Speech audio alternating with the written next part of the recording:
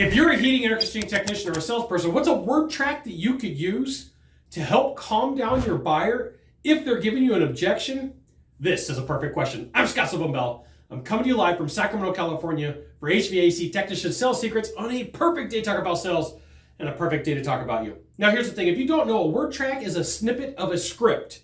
A couple of words, couple of sentences to get you back on board, to build some momentum, to get you back in the conversation so that you can sell something where appropriate. Now here's the thing. I had the chance to sit down with Dr. Eric Knowles from University of Arkansas. He's got these cool things called Omega strategies. And I said, hey, Dr. Knowles, I got this sentence that I use and I want to know what you think about it. And he says, all right, well, let's check it out.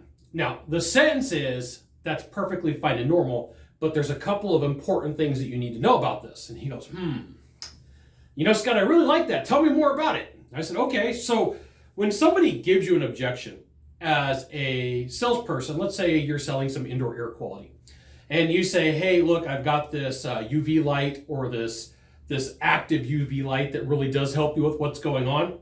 And they say, hey, that's way too much money. You know, you could respond back, that's perfectly fine and normal. Now, that part of the conversation for you got to understand is not just for your buyer, it's also for you. It's a cushioning statement, right? It allows for them to go, okay, then you could get back in the game. You can say something like, well, why don't we do this? Why don't we finance it? Or how about we do this? How about we put you on an easy payment plan? Or how about we do this? We bundle it. There's so many different options and directions that you can go. There's not one specific way. So if you're like, Scott, give me the one way to do this. It's like, it doesn't work that way. This is why you should go to HVACTechSecrets.com. You get the goods that are not on the YouTube channel and are not in the Facebook group. So my question for you is, if you're sitting here watching this video, how do you use the term, it's perfectly fine and normal? Now, here's what I'm going to challenge you to do. Let's say that you're like, Scott, I love that statement. You're going to want to say it about 30 times. That's perfectly fine and normal. That's perfectly fine and normal. Just different ways to find your way of saying it. And there's timing involved, right? So your client says, I got to think about it. There's like 2001, 2002, 2000 and a half. That's about the average time that it takes for someone to respond. So you're with me and I say, hey, I've got this UV light. You go, hey, you know what? I just think it's too much money. So I go 2001, 2002, 2003.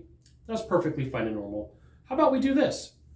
The problem that most salespeople have when they're working with an objection or they're working with a concern is this.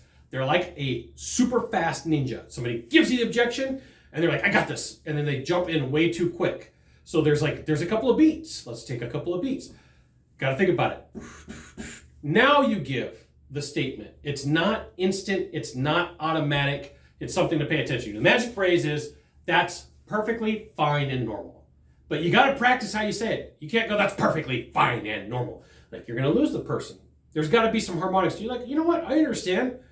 It's perfectly fine and normal. How about we do this? Right? Just really calm, really easy. There you go. You got this. You got one thing to do from here. Just one thing. Subscribe. And while you're doing that, click on the bell. Kind of like 2 actions. We'll see you soon. Thanks for watching.